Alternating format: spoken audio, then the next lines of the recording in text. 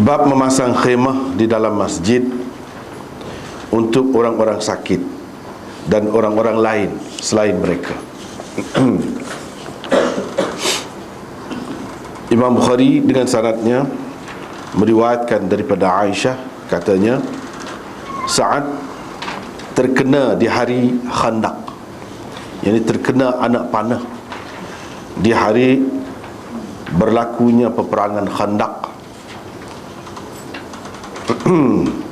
pada vena sefalik, tengah lengannya. Nabi SAW pun memasang khemah di dalam masjid supaya baginda dapat menziarahinya dari dekat. Khemah Bani Ghifar juga di dalam masjid, ada di dalam masjid pada ketika itu. Tiada sesuatu mengejutkan orang-orang yang berada di dalam khemah Bani Ghifar selain darah yang mengalir kepada mereka. Maka teruslah mereka bertanya, wahai orang yang berada di khemah sana, apa yang sampai kepada kami? yakni darah apa yang sampai kepada kami dari arah kamu itu? Rupa-rupanya luka Sa'ad mengalirkan darah. Kerana luka atau perdarahan itulah dia mati.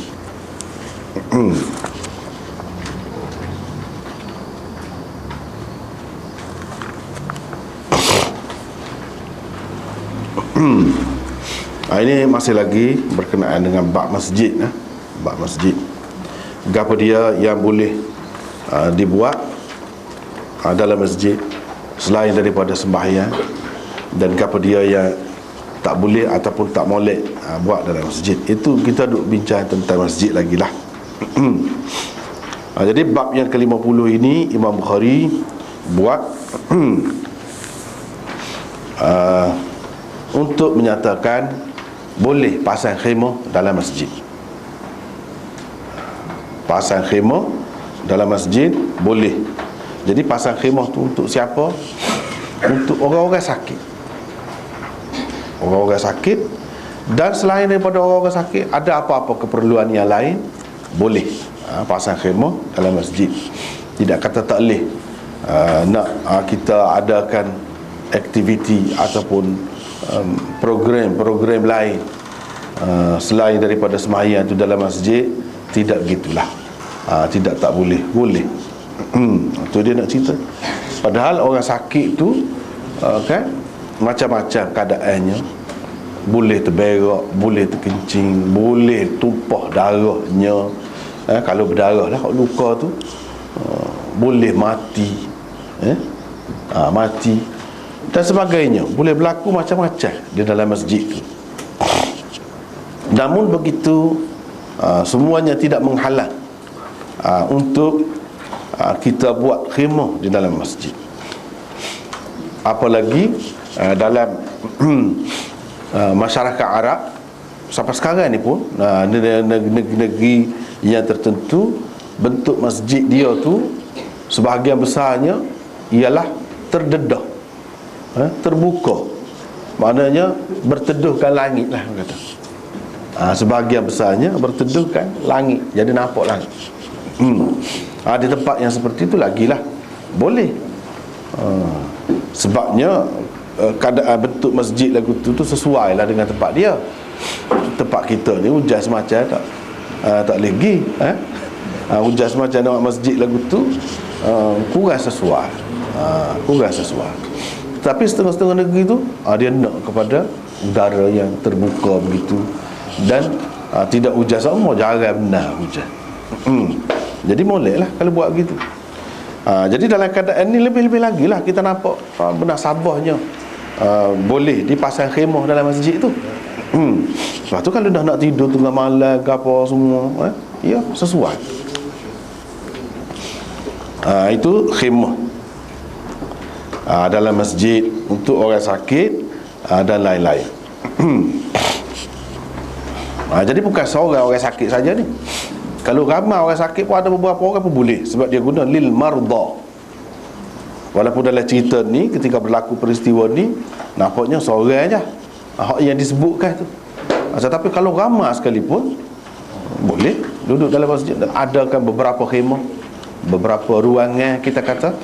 Kalau tidak khemah pun, dengan buat sekatan-sekatan dengan skrin ke lain-lain lagi, boleh lagu tu. Baiklah, kita seperti mana biasa, tajuk Bukhari itu penting. Jadi apa Imam Bukhari buat tajuk ni? Boleh dikatakan kebanyakan pensyarah-pensyarah Sahih Bukhari menyatakan Imam Bukhari nak raya keharusan memasang khemah di dalam masjid apabila diperlukan. Itu boleh katakan semua terima tu. Semua terima, itu maksud Bukhari, iaitu nak menyatakan keharusan pasang khemah dalam masjid bila ada keperluan. Semua terima. Tapi itu terlalu ringkas sangat. Terlalu ringkas sangat kalau kita nak kata Imam Bukhari hanya sekadar tu saja. Jadi keperluannya di sini sekarang ni yang disebutkan oleh Imam Bukhari untuk orang sakit lah, untuk merawat orang sakit dalam masjid.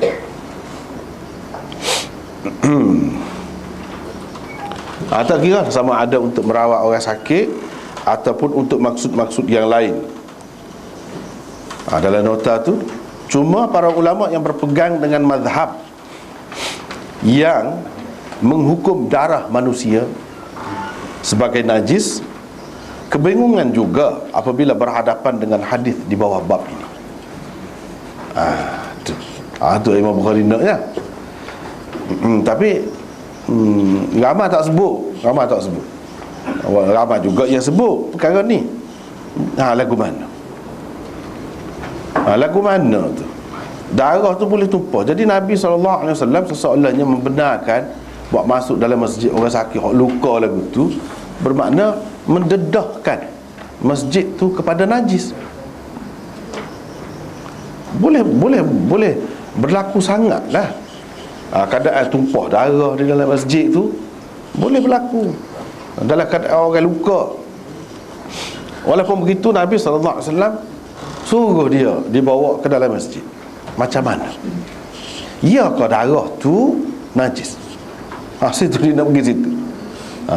Satunya nak ayat harus hukumlah, cerita hukumlah buat khemah dalam masjid tu. Tapi bila kata orang sakit ni kan macam-macam, dia boleh terdedah, boleh terberok, boleh terkencing, bukan keluar darah sajalah macam ni keluar darah. Kau mana-mana pun darah tu mengikut sesetengah ulamanya mengatakan najis. Apalagi kalau banyak, mendedahkan tempat yang bersih kepada najis. Molek kau.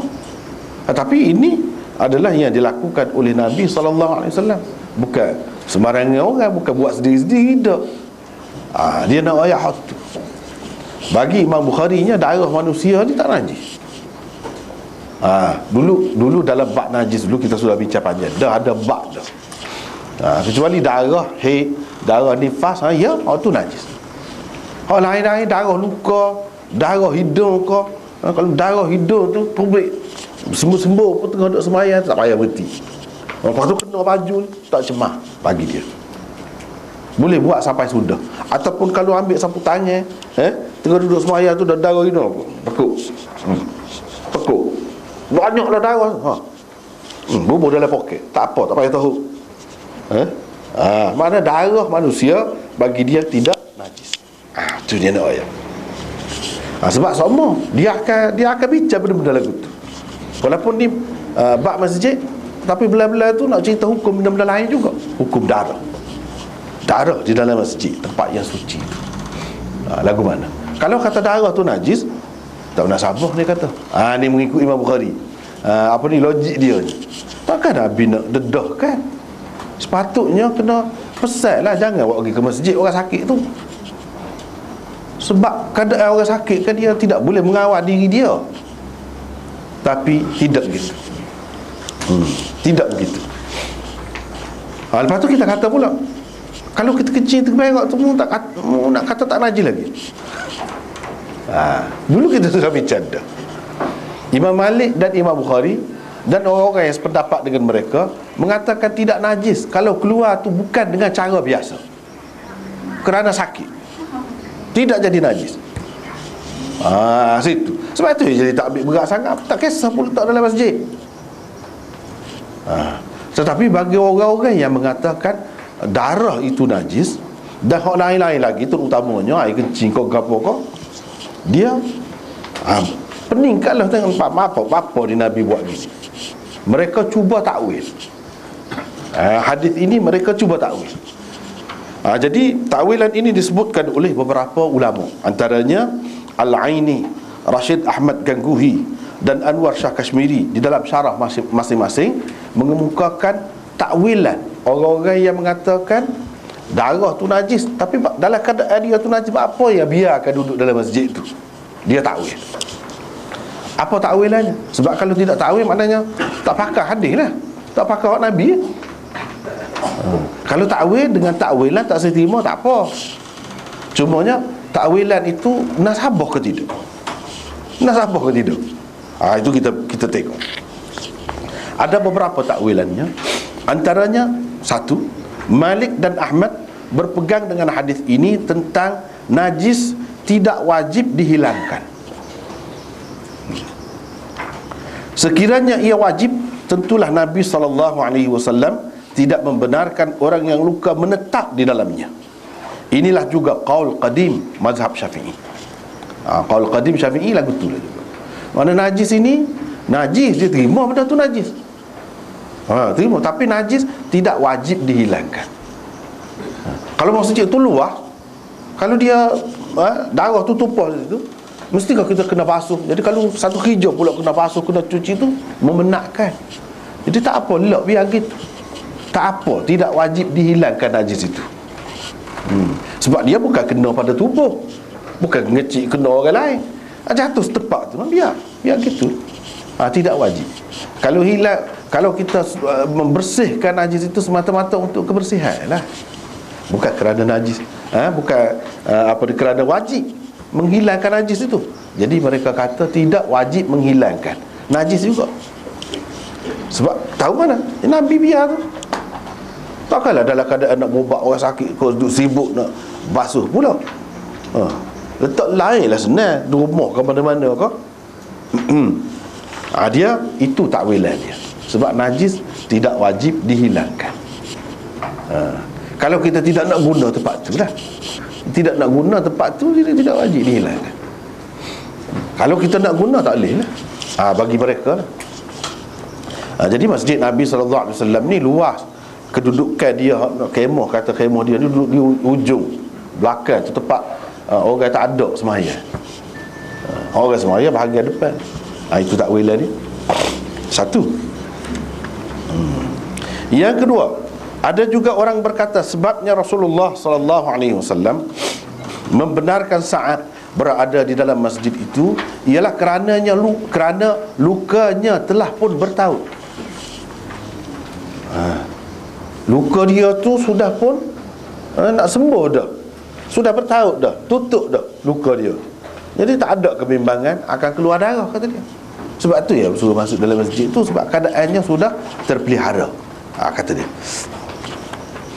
Maka tiadalah lagi kebimbangan akan tumpah darahnya yang merupakan najis itu. Tu darah tu najis, tapi dah dalam keadaan terselamat. Sebab kita dalam keadaan biasa, memang ada darah pun dalam tubuh kita, tapi tidak ada kebimbangan akan tumpah tu. Bila dalam keadaan itu tak apa, kata dia. Sebab tu itu takwilan yang kedua. Ada juga orang yang berpaut dengan riwayat ahli sirah seperti Ibnu Ishaq dan lain-lain yang menggambarkan bahawa masjid yang tersebut di dalam hadis ini sebenarnya bukan masjid Nabi SAW, dan bukannya juga masjid dalam arti kata sebenarnya, iaitu masjid istilahi atau masjid fiqhi. Masjid mengikut fiqh, masjid mengikut istilah Islam, masjid yang maklum tu lah, bukan masjid tu, kata dia. Ni kata Nabi SAW suruh dia letak dalam masjid ni kan. Nabi SAW pun memasang khemah di dalam masjid. Di dalam masjid tu kata dia, masjid tu bukan dengan makna masjid istilahi, masjid fiqhi, masjid Nabi. Tidak. Masjid tu dengan makna tempat sembahyang, kawasan sembahyang. Bukan masjid Nabi, bukan masjid-masjid hak sebenarnya di kawasan Madinah. Lain, tempat sembahyang, tapi situ tempat yang digunakan untuk sembahyang, kawasan itu yang dikatakan masjid. Kata demo ni, itu takwilan yang ketiga. Jadi patut pun Nabi tak kisah sangat pun duduk dalam masjid. Kalau masjid tu tempat sembahyang saja, dia bukan masjid yang sebenar. Kalau tumpah darah, kau terkencing, kau gapo, kau tak kisah. Patutlah Nabi tak ambil berat sangat pun. Dia buat ikut tu. Dia buat ikut tu. Ia tidak lebih dari tempat sembahyang sementara, di mana Nabi SAW bersembahyang dengan para sahabatnya ketika mereka mengepung orang-orang Yahudi dari kalangan Bani Quraizah selepas tamat peperangan Khandaq. Apa artinya keterangan hadis di atas yang menyebutkan, dia kata apa yang Nabi suruh letak dalam masjid tu? Supaya baginda dapat menziarahinya dari dekat. Ni alasannya. Apa artinya? Kalau masjid itu bukan masjid dengan erti tempat sembahyang di perkampungan Bani Salimah yang berhampiran dengan benteng puak Bani Quraizah. Benteng Bani Quraizah dikepung Nabi SAW dan para sahabat selama 25 hari. Selama 25 hari. Apabila Bani Quraizah bersetuju untuk turun dari benteng mereka dengan menerima apa saja keputusan Sa'ad yang merupakan ketua sekutu mereka dari kalangan Ansar, Nabi SAW memerintahkan supaya Sa'ad dibawa ke situ. Setelah Sa'ad sampai, baginda SAW menempatkannya di tempat sembahyang yang disebut sebagai masjid di dalam hadis ini. Di dalam masjid inilah luka Sa'ad kembali mengeluarkan darah sehingga mengalir ke dalam khemah Bani Ghifar yang tersebut di dalam hadis yang sama. Disitulah juga Sa'ad menghembuskan nafasnya yang terakhir. Jarak masjid Nabi SAW dari situ ialah kira-kira 6 batu. Kalau nak kira masjid Nabi nya dengan situ tu 6 batu. Jadi apa maknanya Nabi kata dalam hadis dia kata supaya Nabi dapat menziarahinya dari dekat? Dekat apa kalau 6 batu? Sebab tu kata dia masjid ni bukan masjid Nabi. Bukan masjid Nabi, bukan masjid lain, masjid dalam arti kata yang sebenarnya. Masjid ini dengan makna tempat sembahyang. Imam Bukhari pun ada juga. Dulu kan kita sudah bincang dah, dia guna tempat sembahyang tu sebagai masjid. Dia guna perkataan masjid, dia guna juga. Jadi kalau di sini, apakah maksud Imam Bukhari ini? Masjid ni masjid dengan makna tempat sembahyang seperti yang pernah dia guna perkataan masjid untuk tempat sembahyang? Jawabnya tidak. Imam Bukhari tidak pergi ikut tu. Imam Bukhari kata ni masjid Nabi, masjid sungguh lah. Bukan masjid di perkampungan Bani Salimah tu, dekat benteng Bani Quraizah tu, bukan. Masjid sungguh. Tu best dia. Jadi orang-orang ni terima kata masjid dengan makna tempat sembahyang, dia takwil lah. Sebenarnya bukan masjid. Jadi kalau bukan masjid, seperti biasa tempat-tempat lain lah, tak perlu jaga sangat. Kalau tumpah pun, najis pun bukan tumpah dalam masjid dalam arti kata yang sebenarnya. Dia buat ikut tu. Dia buat ikut tu. Tapi Imam Bukhari nak tolak tu, bukan. Tak betul tu kata lagu tu. Tak betul. Ni masjid sungguh, masjid Nabi. Lepas tu apa makna kata untuk Nabi ziarah dari dekat? Dah kalau dah batu. Tak apa, kita tengok. Tengok dulu.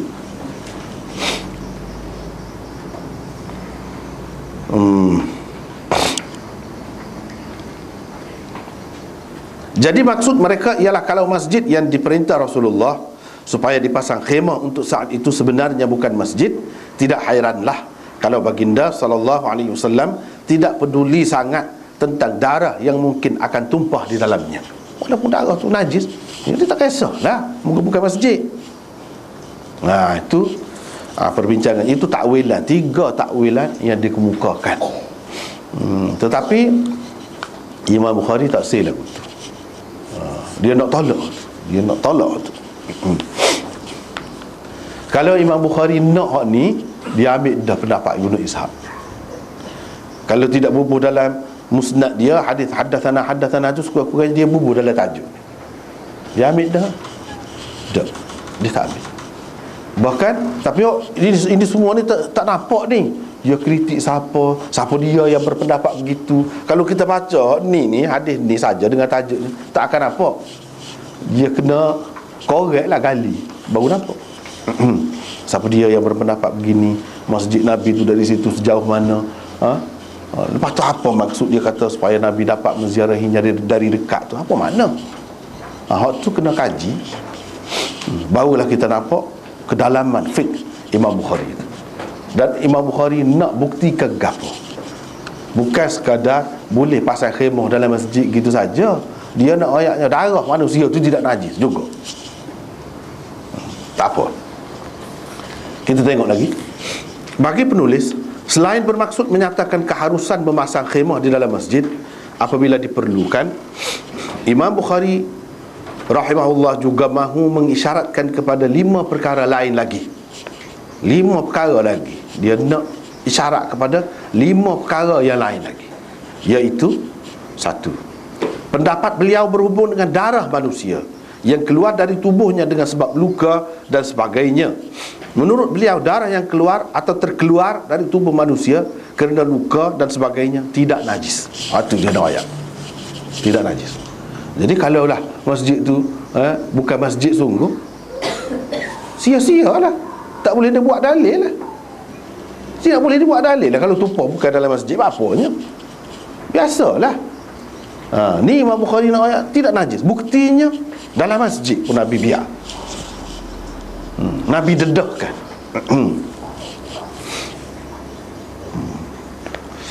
Darah manusia yang najis hanyalah darah haid dan nifas. Itu najis. Bagi dia pun najis. Orang lain pun kata najis juga. Kerana itulah Nabi SAW tidak kisah sangat tentang kemungkinan akan terkeluar darah dari luka Sa'ad apabila beliau SAW mengarahkan sebuah khemah dipasang di dalam masjid untuk dirawat Sa'ad di dalamnya. Itu cerita. Itu perkara dia nak ayat tu. Perkara yang kedua, mengisyaratkan kepada keinginan dan harapan seseorang yang sakit teruk. Orang sakit sememangnya mahu berada dekat dengan orang-orang yang disayanginya. Apalagi orang-orang yang sakit teruk, mereka ada kalanya lebih suka dikunjungi oleh orang-orang yang disayangi sekerat mungkin. Bagi seorang sahabat seperti Sa'ad, tidak ada orang lain yang lebih disenangi dan disayanginya daripada Nabi SAW. Itu perkara yang kedua. Itu pengajaran tu yang kita boleh ambil. Jangan sia-siakan. Apa yang Nabi suruh letak dekat dengan masjid. Rumah dia dekat masjid, masjid Nabi lah maksudnya. Apa? Sebab dia tahu orang sakit ni nak sangat kepada orang-orang yang disayangi. Kalau boleh duduk dekat sama kau boleh. Itu pengajaran. Dan orang yang disayangi tu tak ada kepada sahabat selain daripada Rasulullah. Rasulullah lah yang paling disayangi oleh mereka. Jadi kalau Nabi boleh gerak pergi tu, sukalah dia. Kalau orang sakit tak tahu bila nak mati, terutama orang sakit teruk. Kalau orang tidak sakit teruk pun begitu. Itu sifat orang sakit. Yang kedua. Yang ketiga, masjid yang tersebut di dalam hadis ini ialah masjid Nabi SAW. Itu Imam Bukhari nak ayat, dia tekan tu. Masjid Nabi, benar. Masjid yang ada kelebihan begitu besar selepas daripada Masjidil Haram, Masjidin Nabi, Masjid Nabawi tu. Hak tu hak lebih pahala besarnya. Setara masjid tu pun boleh letak orang sakit. Masjid lain lagilah boleh. Dia nak ayat masjid lain lagilah boleh. Di Masjid Nabi tu orang sembahyang jemaat di Masjid Nabi tu segala-galanya.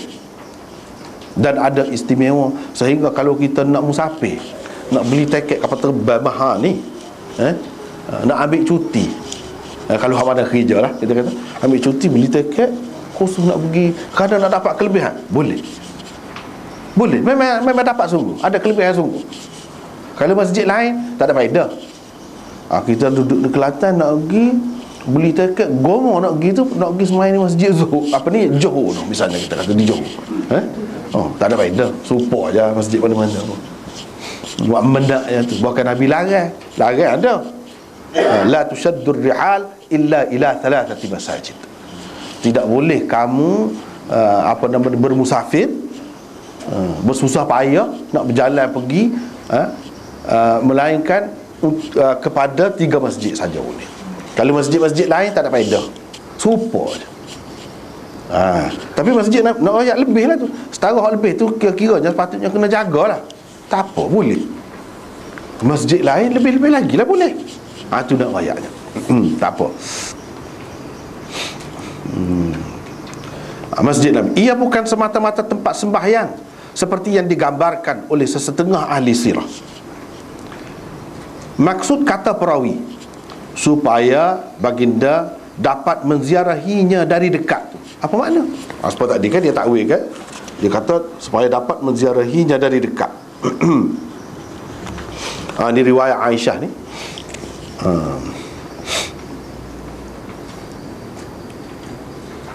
Itu ialah setelah saat terkena anak panah dalam peperangan Khandaq, yang dipanggil juga Perang Ahzab. Orang panggil Perang Ahzab, ada dalam Quran itu satu surah, surah Ahzab namanya. Perang itu Perang Khandaq orang panggil juga, sebab dalam perang itu di sekeliling Madinah ni, kawasan yang berhadapan dengan orang kafir nak mari serang itulah, digali parit yang luas dan dalam. Parit itulah yang dipanggil Khandaq. Sebab tu perang ni orang panggil Perang Khandaq. Dan yang mengesyorkan gali parit itu ialah Salman Al-Farisi. Sebab dia ada pengalaman di negeri-negeri lain. Dia kata buat gitu, kita nak buat agana ni, orang mari sekeliling, mari nak serang kita ni. Ahzab maknanya puak-puak, pakatan golongan. Kalau sampai sekarang ni bahasa baru Arab dia panggil parti, hizb. Ahzab tu makna parti. Zaman dulu dia tak ada parti, maksudnya golongan, puak-puak. Jadi puak kafir ni macam-macam golongan tu, dia pakat bersatu untuk menghancurkan umat Islam, untuk menghancurkan Madinah tu. Disokong pula oleh Yahudi yang merupakan rakyat negara Islam di Madinah tu. Orang bukan Islam, yang ni kafir zimmi lah kira-kiranya, dia disokong oleh mereka ini pula. Itulah yang dikatakan Ahzab, pakatan musuh. Pakatan musuh.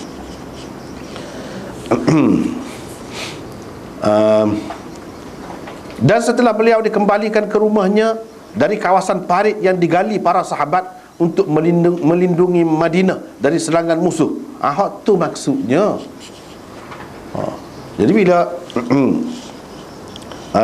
duduk berkawal situ, dia pokok dia tak boleh masuk, hanya mai boleh panah sajalah.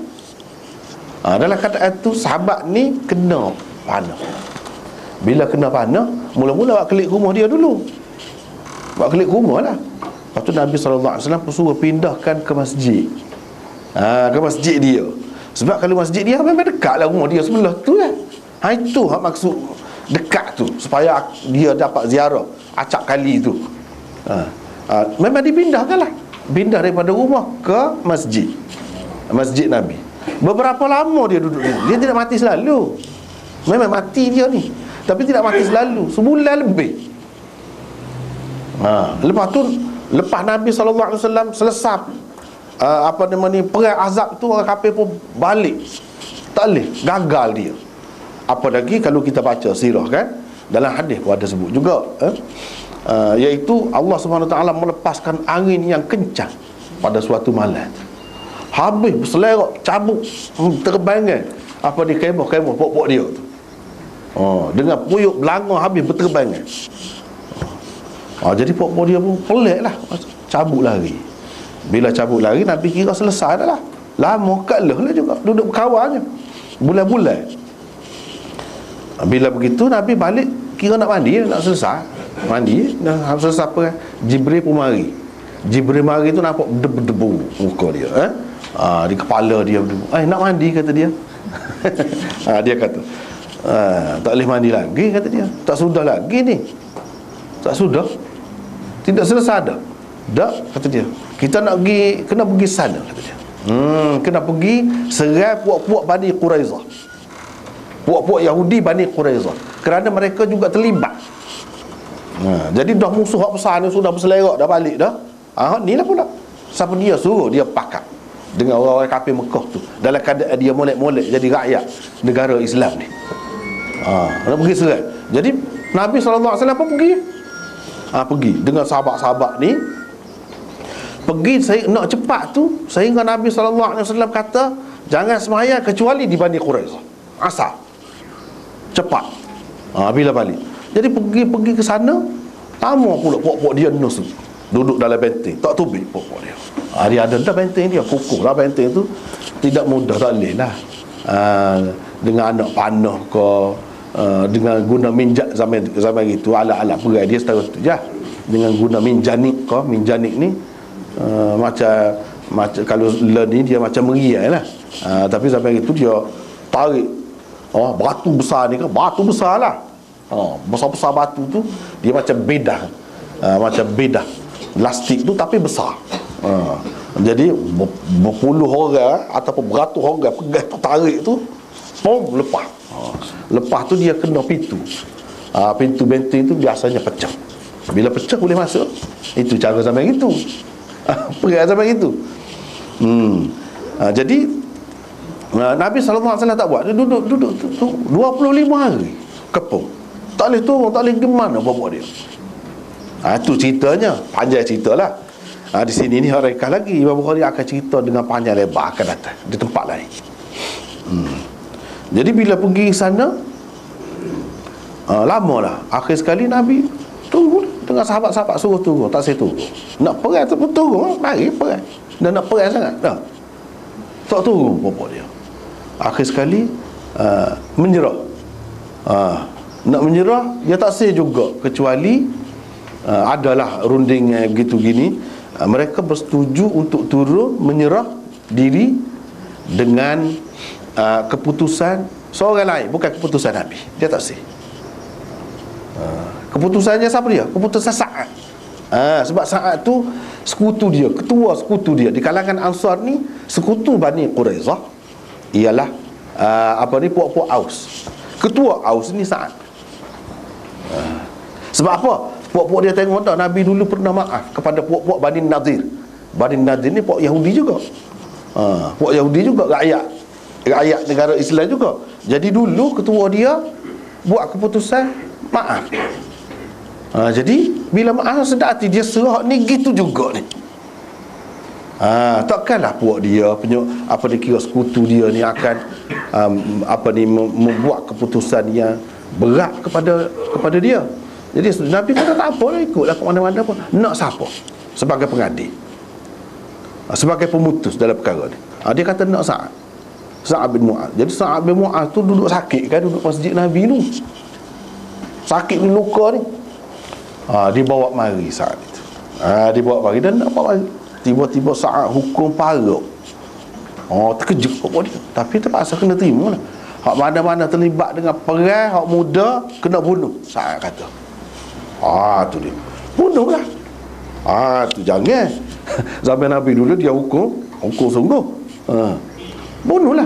Jadi ahli sirah ni sebut ramai lah, tetapi hak sahihnya 400 pun ramai juga. Lelaki dan perempuan, perempuan, kanak-kanak, orang tua ke apa tak boleh bunuh. Hak tu jadi hamba abdi. Itu keputusan Sa'ad. Jadi mereka pun tunggu, tak ada apalah. Tunggu tu tidak bunuh situ, bunuh buat balik ke Madinah. Buat balik ke Madinah daripada kawasan Bani Quraizah. Di sanalah mereka dibunuh.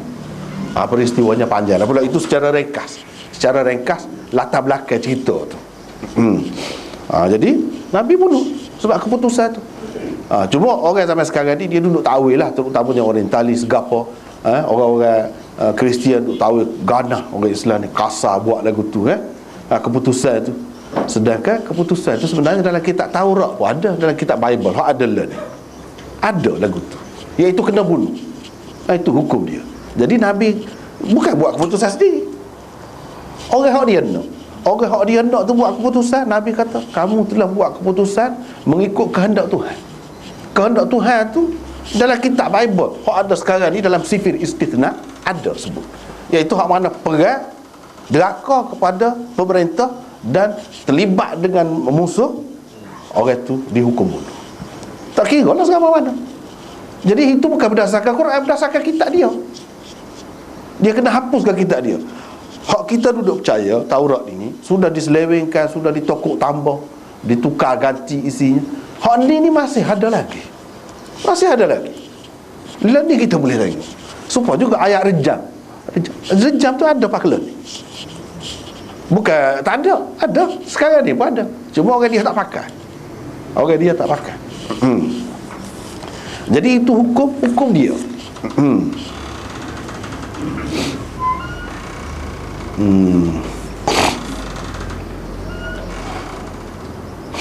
Dan setelah beliau dikembalikan ke rumahnya dari kawasan parit yang digali oleh para sahabat untuk melindungi Madinah dari serangan musuh, memanglah dekat kedudukan Sa'ad dengan Rasulullah sallallahu alaihi wasallam apabila dia diletakkan di dalam masjid baginda. Ini kerana rumah Rasulullah sallallahu alaihi wasallam terletak bersebelahan dengan masjid saja. Tu je. Jadi dekatlah. Betul lah dia kata dalam hadis ni supaya dia dapat ziarah dari dekat. Bila? Pada ketika duduk di masjid dia tu. Hak nak buat keputusan pergi di Bani Quraizah tu kemudian hak tu pergi. Hak tu tidak lama pergi sebentar. Memanglah Nabi suruh pasang juga khemah untuk dia sana. Sebagai seorang ketua, hormatlah kepada dia. Tetapi hak ni sebelum pada tu dia duduk mana? Dia duduk mana? Duduk dalam masjid Nabi. Dan sebelum pada tu tak ada kemungkinan tumpah darah tu. Ada bukan? Bahkan lebih kau dekat dengan masa kena tu lagilah ada kemungkinan itu. Dalam keadaan ada kemungkinan tu, apa Nabi benarkan dia duduk dalam masjid dia? Itu persoalannya. Imam Bukhari, itulah Imam Bukhari nak kata, dia nak kata darah tidak najis lah. Kalau najis dia tak benar.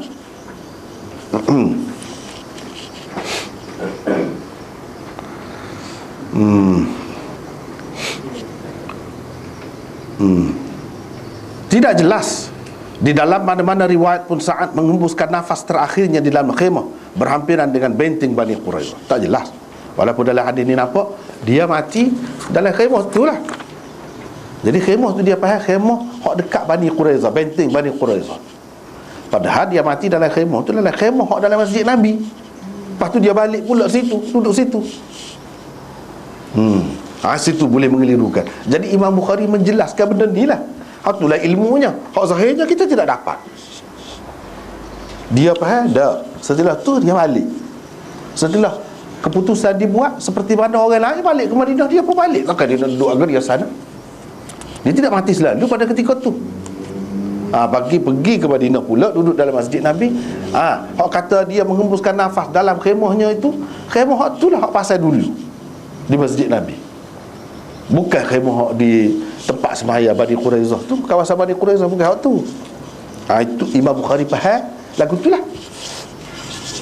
Dia menolak pendapat sesetengah ahli sirah yang mengatakan mati di tempat semaya di kawasan Bani Quraizah.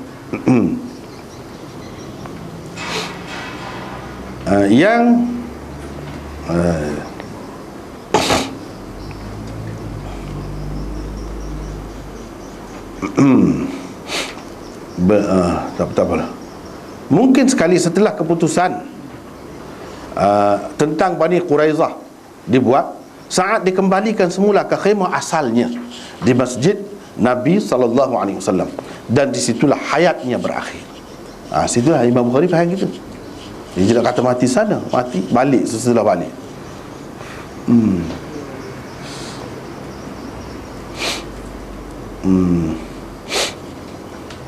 Imam Bukhari juga menerima konsep masjid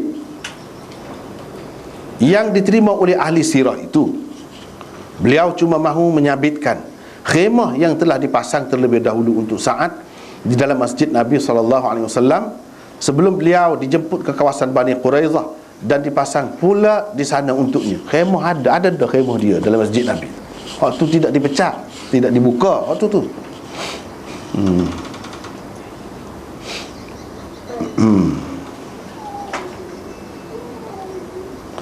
Bagi Bukhari, ini semua menunjukkan darah manusia bukanlah sesuatu yang perlu dirisaukan sangat. kalaupun ia tertumpah di dalam masjid, kerana ia bukannya najis, dia nak pergi situ, dia nak pergi situ. Kita kata apa kena dengan najisnya? Ini bukan bab najis. Ya betul, tidak kena dengan najis, tapi dia berkait dengan masjid. Ini bab masjid ni. Dan masjid mesti dijaga daripada najis. Jadi ada kaitan. Jangan kita kata apa cara bab najis selesai ada. Ini bab masjid. Masjid kena jaga daripada najis. Jadi ada kena-mengena juga. Bukan tak ada kena-mengena. Sebab tu Imam Bukhari kalau dia kaji, dia bahas tu kan, memang kena-mengena. Kena-mengena kok mana? Yang keempat, bukan khemah untuk saat sahaja diperlukan apabila beliau dipindahkan ke masjid Nabi SAW. Khemah untuk penjaga dan perawatnya juga sudah tentu diperlukan. Untuk itulah Bukhari menambahkan perkataan wa ghairihim di akhir tajuk bab ini. Cuba kita perhatikan, bab memasang khemah di dalam masjid untuk orang-orang sakit dan orang-orang lain selain mereka. Dia ada tambah. Dia nak ceritanya bukan untuk orang sakit saja boleh. Hak tak ada apa-apa selain daripada dengan maksud merawat, nak jaga orang sakit pun boleh juga pasang khemah suku untuk dia. Ada keperluan lah. Tidak terhenti setakat tu, keperluan lain kalau ada boleh dipasang dalam masjid. Bukan dalam keadaan terdesak sangat untuk orang sakit saja. Tidak.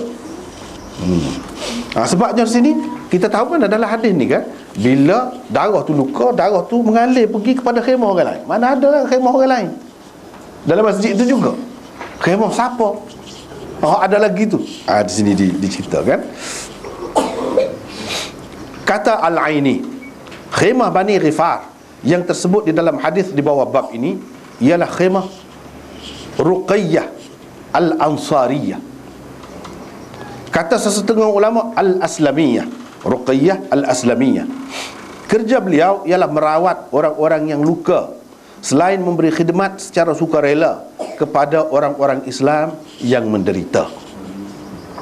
Hafiz Ibn Hajar dan lain-lain pula menyebut nama Rufaidah sebagai perawat Sa'ad di dalam masjid Nabi SAW itu. Mungkin juga Rufaidah turut terlibat dalam merawat Sa'ad. Keterangan Al-Aini dan Hafiz Ibn Hajar ini menunjukkan orang-orang perempuan juga tidak ketinggalan dalam memberikan khidmat mereka kepada masyarakat di zaman Rasulullah SAW. Orang perempuan juga dibenarkan oleh Rasulullah merawat orang lelaki yang sakit. Itu kesimpulan. Jadi waghirihim tu, ni yang disebutkan oleh ulama. Khemah orang ni, khemah orang ni. Pas dia seorang kau duduk, boleh jadi dia ada lah, suami dia ada lah, adik-beradik dia ke siapa-siapa, kau tak kira lah. Tetapi yang merawat tu siapa? Kalau nak buka baru, nak cuci luka tu siapa? Perempuan. Imam Bukhari salah sekali lagi royak. Dulu dia royak dah, sentuh lelaki perempuan tak batal semaya. Tak batal semaya. Boleh bersentuh jika perlu. Sekarang ni ada keperluan. Ada keperluan. Jadi bersentuh tak apa. Hak orang Islam ni, fahaman Islam yang jadi terlalu taksub, tak boleh bertikai bayar lelaki dengan perempuan ni. Hak Islam kemudian, Islam hak sunnah Nabi tidak gitu. Tidak jauh sangat orang lelaki daripada perempuan, dekat sangat pun tidak. Terlalu rapat bercampur bau tanpa tutup aurat, dedah aurat, tidak juga lagu. Tapi jauh sangat, terpisah sangat. Siapa tak boleh nak tengok rupa orang perempuan. Siapa punah jiwa orang, jadi gila sama lelaki sama perempuan. Tidak berlaku begitu. Dia tahu siapa dia, lawan dia. Tu nak sederhana lagu tu. Kena kembali kepada asal.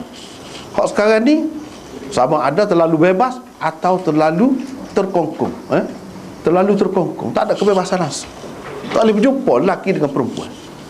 Hak sakit pun kadang-kadang jadi doktor nak jamu, nak tengok sakit dia tak boleh. Pasal apa? Itu sebab terpengaruh dengan fahaman tadi lah. Kalau kita tengok ni, dia luka sini, bermakna mesti kena pegang. Kena pegang ke mana-mana. Orang sakit ni. Jadi makna sentuh lelaki dengan perempuan tak apa. Tak ada dalam mana-mana riwayat kata dia pakai sarung tangan kau apa kau dah. Tak ada. Tak ada. Kita kira biasalah. Dan dia tak ada sebut, kita kira biasa, tangan biasa. Dan boleh berkhidmat. Daripada sinilah apa ni sistem jururawat gapo perempuan ni, ulama kata tak apa boleh. Sini. Ambil sinilah. Cumanya jururawat sekarang ni dia makan gaji. Tu ialah beza. Hak ni khidmat sukarela. Supaya tukar azan, tukar band dululah muazzin zaman itu. Sukarela. Muazzin sekarang ni dia ada habuan, orang bagi juga gaji kepada dia. Tak apa, tak ada masalah tu. Tak ada masalah. Cumanya dia ada beza lah. Pahala dia, dari segi pahala dia. Tu ya beza. Ni boleh piti ya? Kalau dia nak pahala tu, dia kena buat lebih daripada tugas dia. Lebih daripada tugas dia. Kalau misalnya dikatakan tugas dia setakat ni, dia buat lebih lagi pada tu. Kalau masa dia mesti sekat ni, dia buat lebih. Tu dia dapat. Atau dia buat lebih molek, jaga benar. Tu kalau dia nak dapat pahala. Hak mana makan gaji jururawat tu. Dari segi kita kata hak ni kiperan, kiperan, bukan orang sakit-sakit biasa kita balik motor kata dah. Kiperan. Jadi hak tu pun dari segi fiqh dia kiaslah. Kiaslah, keperluan lah ke mana-mana pun. Keperluan. Jadi dari segi orang perempuan dia lembut, dia beralu, dia boleh menenangkan orang, lebih sesuai. Lebih sesuai. Orang hot asis tu kita nak lagu mana biar dia lah.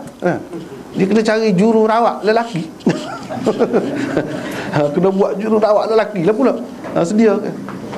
Jadi dari segi beralu, lembut, berhati-hati, bingat itu sesuai orang perempuan. Walaupun zaman Nabi tak ada lah sistem jururawat seperti kita ni, ada dengan sekolah jururawat ke apa, tak ada. Tetapi kok mana-mana pun dia sudah benar. Tak timbul dia tu anak dara ke isteri orang ke, tak timbul. Ya ada tengok berkhidmat. Hak tu hak naknya khidmat untuk lelaki. Betul ke? Sama lah. Sama lah. Hak tu lagi lah. Kita kata jauh kan, tidak bersentuh sangat. Ni kalau bersentuh, pegang, tak apa. Begitu juga sebaliknya. Kadang-kadang yalah orang kita ni dia taksub, tak kena pegang agama. Kita katalah dia marah kita kalau kita kata gitu kan. Tapi hak sebenarnya fikir sendirilah. Fikir sendiri. Kita pun bukan nak paksa orang ikut kan. Tak saya ikut pun tak apa. Cumanya begini, kalau kita nak melahirkan anak, pakar tak ada kecuali lelaki. Lepas tu kita nak sakit, susah, boleh jadi mati, kita tak sibuk lagi. Ada lelaki tu dalam keadaan tu, itu ikutlah. Kalau tak sibuk kan senang. Tapi kalau dari segi hukum tak apa dah, boleh. Boleh apabila perlu gitu. Ya kalau ada pilihan tu molek lah, pilih itu pun. Tapi molek lah, semolek-moleknya begitu. Jadi pihak hospital ni pun dia kena jaga hak tu. Dia tahu, dia kena faham hak tu. Tapi yang kita sebut tadi dalam keadaan tak ada pakar. No, hak perempuan. Nak perempuan semata. Sedangkan dia menghadapi masalah. Dalam keadaan tu sepatutnya terimalah. Terimalah. Begitu. Begitu juga sebaliknya kalau perempuan terhadap lelaki. Serupa ni. Jadi tidak jadi masalah dalam perang, di medan perang pun begitu juga. Perempuan ni khidmat kepada lelaki selepas perang. Apabila luka-luka mana sakit tu pun begitu. Ini khidmat orang perempuan. Jadi khidmat orang perempuan ni tidak kata tak ada di zaman Nabi. Sebab gini yang kita sebut kadang-kadang sedih juga. Setengah-setengah negara tu kan orang perempuan ni tak ada peranan langsung. Jadi betapa ruginya umat Islam. Separuh duduk saja, duduk rumah, bukan buat apa. Padahal dia kepandaian dia, kelebihan dia serupa dengan lelaki. Ada kalanya lebih lagi. Kalau dia belajar, dia boleh dapat kemahiran lebih lagi. Dia boleh bagi khidmat sekurang-kurangnya kepada sama-sama dia. Ni kepada sama-sama dia pun tak boleh.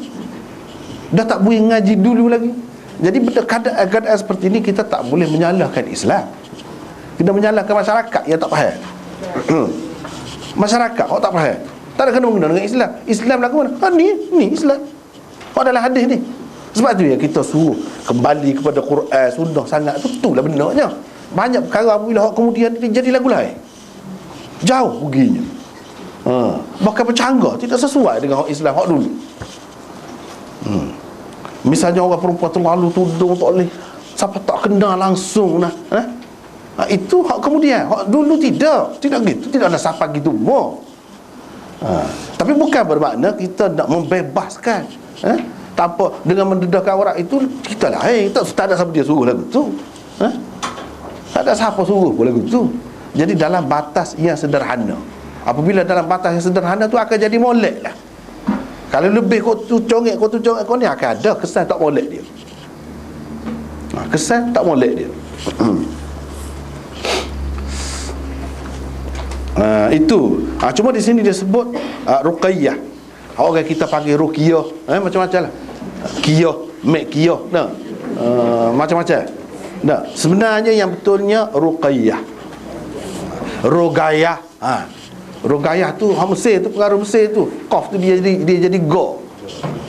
Go. Kita ada go Melayu, Arab tak ada go. Tapi Arab Amiyah ada lah. Jadi rogayah. Hak sebenarnya ruqayyah juga. Hak betul, hak asalnya ruqayyah. Jadi dalam masalah hubung nama ni kena jaga molek. Sebab juga di sini doktor di kalangan Nabi sama Nabi ni perempuan Rufaidah, bukan Rafidah. Tapi Rafidah ni ada orang soho tempat kita, orang pakak hak tu dia tak tahu. Rufaidah ni asalnya sahabat Nabi ni, doktor. Dia ni seorang doktor di zaman Nabi sallallahu alaihi wasallam. Sebenarnya hak Rufaidah, hak tu. Tapi bahasa Arab ni kan, nama-nama Arab kadang-kadang dia tak berubah bagi orang hak tidak ambil berat sangat kan, dia mudah-mudah dia sebut lah gitu sebab tak ada baris. Hak sebenarnya Rufaidah, bukan Rafidah. Tapi nama ni boleh berubah belakang. Nama ni Tian pun boleh nak nama Tian. Tian tunggu dah boleh nama. Hak betul, kira hak betul. Hak sahabat Nabi, hak merawat orang tu nama dia apa dia? Rufaidah, bukan Rafidah. Tu jelah nak ceritanya. Lepas tu kita nak ikut hak tu ni cerita lain. Hak asal. Jadi orang yang letak nama anak dia gitu pun dia ambil kira hak tu juga asalnya. Cuma tersilap orang royak. Sebenarnya Rufaidah. Sebab tak ada baris lah.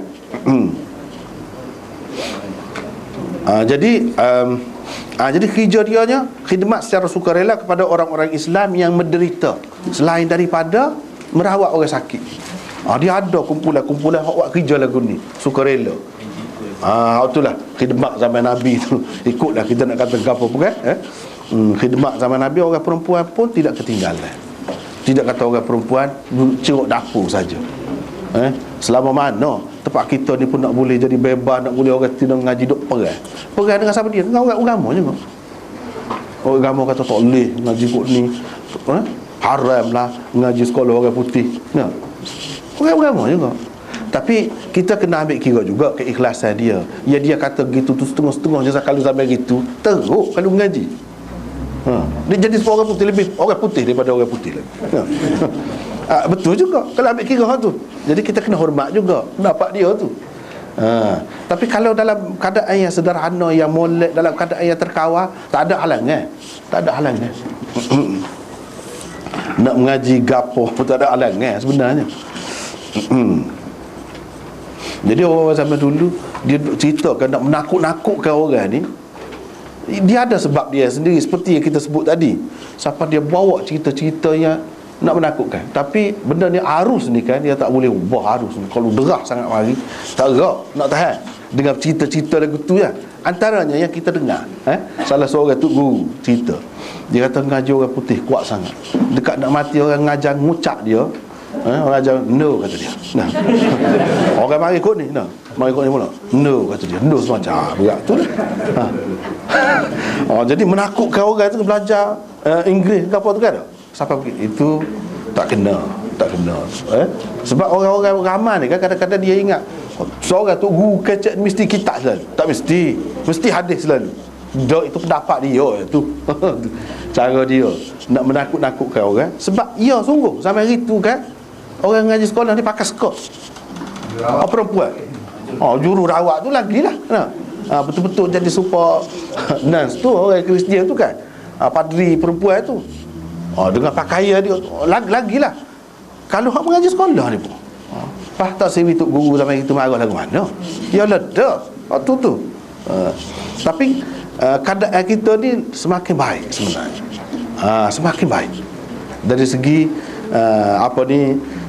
jadikan Islam tu sebagai budaya umat memang semakin baik. Itu yang kita boleh tengoknya. Jangan kita rasa kabur sama kau tak molek sama. Tak. Sebenarnya lebih baik nak banding dengan dulu. Tempat kita ni lah. Tempat kita. Apa kalau nak ngapa Quran zaman itu? Tak boleh nak ngapa Quran tempat kita. Tak ada. Siapa ayah saya ni terpaksa kena hantar luar negeri. Tak ada tempat. Tapi lah ni bercamuk-camuk mana-mana ada. Tidak kamu boleh. Dulu nak pakai, tengok orang pakai tudung tu bandar Kuala Lumpur tu payah. Sekarang ni nak tengok tak pakai tudung tu payah. Tengok kan lebih baik. Di sekolah-sekolah peraturan ke apa tengok lagu lain. Jadi semakin baik. Jadi kita kena ke arah tu. Biar kau baik, biar kau molek. Dengan tidak menghalang orang perempuan ni masuk berkecimpung dalam masyarakat. Masuk tak apa, ikut jadi gapo, tapi jaga molek batas dia tu. Barulah jadi supaya sampai Nabi ni tidak kata terpisah. Tak. Ustaz, awak dah kata ada hadis yang sebaik-baik tempat wanita tu di rumah tu. Yalah kalau tak ada keperluan. Kalau tak ada keperluan. Memanglah. Tapi kalau ada keperluan, tak apa. Bahkan sebenarnya lelaki pun begitu. Kalau pergi duduk saja luar, baik duduk rumah. Tidur rumah. Bukan perempuan. Baik tidur di rumah sebenarnya boleh pahala lagi. Lelaki pun tidak perempuan saja. Cuma dia nak sebenarnya nak menarik perhatian umat ni, nak biar beringat. Janganlah perempuan ni kata nak menceburi dalam bidang masyarakat gitu, sampai lupa tanggungjawab dia, lupa peranan dia sebenarnya sebagai ibu. Hak tu tak boleh diganti oleh orang lelaki. Hak tu tak ingat hak tu. Bukan siapa tahu. Apa tak ada dosa ni boleh. Kalau boleh dosa boleh rakutnya dia ada. Iyalah. Hak tu kena pandai-pandai jagalah. Kita sudah jaga dah. Orang lain nak berdosa, kita nak orang. Dia kena jaga diri dia. Apa dia tengok kita dengan nafsunya pula? Kita sudah jaga. Dah setakat hak Tuhan suruh. Takkanlah siapa kita tak boleh tubik, tak boleh buat kerja. Begitu. Jadi masing-masing jaga. Kalau jaga tu, ialah dia ada kan benda-benda setara tu dengan ambil air semaya, dengan buih sedekah, dengan apa dia gugur dosa-dosa hak lagu tu.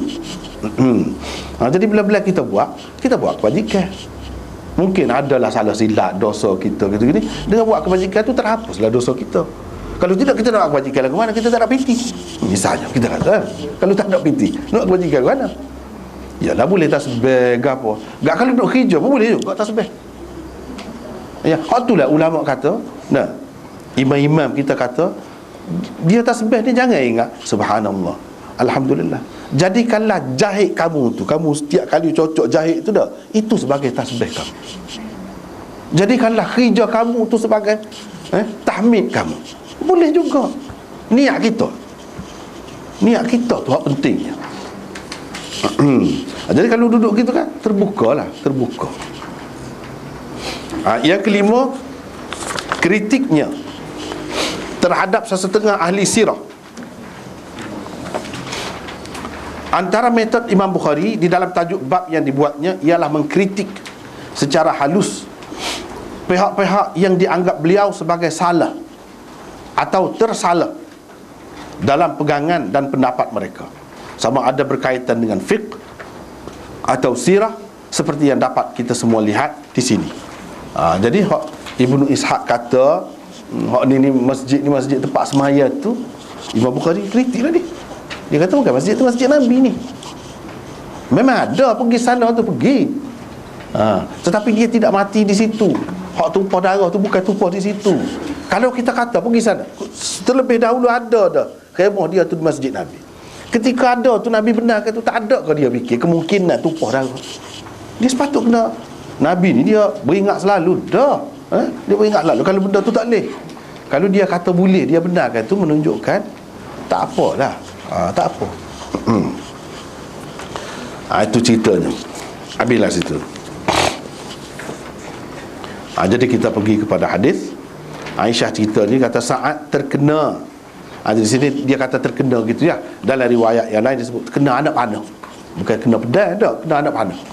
Nak kena pedal lagu mana, dah muka jauh. Parik ni, orang ni duduk alik ni, orang ni duduk alik sana. Orang Islam ni duduk alik kawasan dalam Madinah ni. Sebelah parik. Hak orang kafir duduk alik sana, dia tak boleh masuk. Kalau dia lompat dengan kuda pun tak lepas. Kuda yang kuat setara mana pun tak lepas, mesti jatuh dalam tu. Jadi bila jatuh senang lah. Nak pancung kau, nak tetok, nak gapo kau, dia tak boleh naik dengan mudah. Kalau kita kata dia turun, ada juga yang cuba begitu, turun nak naik, gagal juga. Sebab orang di sana duduk kawah ni, orang Islam duduk kawah dengan cara panah, dengan cara guna pedang, tombak, lembing dan sebagainya, memang diguna. Jadi dia gagal lah. Berapa lama lah duduk situ, tak boleh nak masuk.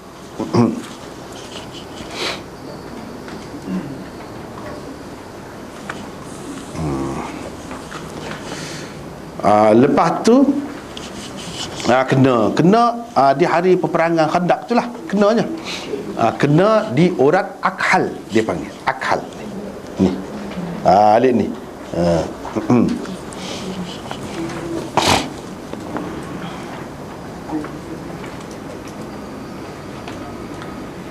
Jadi Sa'ad ni siapa dia? Sa'ad yang dimaksudkan di sini ialah Abu Ammar.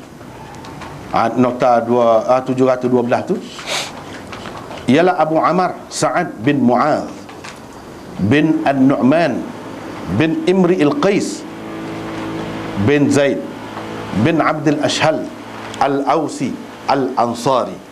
Itulah dia. Ibunya bernama Kabsyah binti Rafi'. Kabsyah ialah sepupu kepada Abu Sa'id Al-Khudri. Itu salah sikit ya. Khudari pula jadinya, tidak terbaiki ya. Al-Khudri ya. Radhiyallahu anhu. Dia memeluk agama Islam sebelum Rasulullah sallallahu alaihi wasallam berhijrah ke Madinah lagi. Jadi mak dia ni. Sa'ad ialah salah seorang sahabat agung Rasulullah sallallahu alaihi wasallam, ketua Bani Abdul Ashhal, iaitu salah satu puak Aus dari kalangan Ansar. Dalam perang Badar, dialah pemegang bendera mereka. Orangnya bertubuh tinggi dan besar orangnya. Dalam kitab-kitab disebut gitulah, tinggi besar orangnya, Sa'adnya. Selain telah mengikuti perang Uhud, dia juga telah mengikuti perang Khandaq, yang juga dikenali dengan perang Ahzab. Dalam perang Khandaq lah dia terkena anak panah yang membawa kepada kesyahidan. Tapi syahid ini orang panggil tidak syahid ma'rakah lagu ni. Cuma dalam kitab dia sebut syahid. Mana syahid ni ada dua. Syahid hak sengoti, syahid ma'rakah, di medan perang tu. Mati situ selalu. Hak tu hak syahid sungguh, orang tak mandi gapo tu. Hak tu syahidnya. Dan kemumikan dengan pakaian dia begitu tanpa kafan ke apa, syahid tu. Adapun Sa'ad ni memanglah dia kena tu, tapi dia tidak mati selalu. Di luar. Tapi ulama-ulama kadang-kadang sebut syahid juga. Orang panggil apa ni? Syahid akhirat. Kalau hak syahid ma'rakah tu syahid dunia. Syahid dunia. Syahid dunia akhirat Tuhan tahu. Kenapa? Hak mati, hak orang tak mandi, tak maya ke apa tu kan, syahid dunia. Orang panggil juga syahid ma'rakah. Syahid dunia ni maksudnya hukum jenazah dia dalam dunia ni tidak serupa dengan orang lain. Itu maksud syahid dunia. Jadi dikira kita sebut dia sebagai syahid lah, mati dalam medan perang kerana memperjuangkan Islam. Kita boleh sebut dia sebagai syahid. Hakikatnya tak tahu lagi. Syahid dunia dan akhirat Allah tahu. Tapi kalau Nabi SAW kata dia syahid, syahid dah tu, syahid sungguh dah tu. Di sisi Allah pun syahid sungguh dah lah. Tapi kalau kemudian hari, zaman kita ke zaman mana-mana ke, kalau perang, tak boleh kata lagi hak sebenarnya di sisi Allah. Cuma secara zahir, mengikut hukum hak zahir, kita boleh kata dah. Kalau betul-betul berjuang kerana agama lah. Kalau kerana ni walaupun orang Islam, belum tentu lagi, belum tentu lagi. Dia kerana agama sengoti. Adapun syahid akhirat ni, orang mati ditimpa bangunan ke, mati kerana sakit perut ke, mati terbakar ke, mati lemah ke, itu syahid akhirat. Syahid akhirat.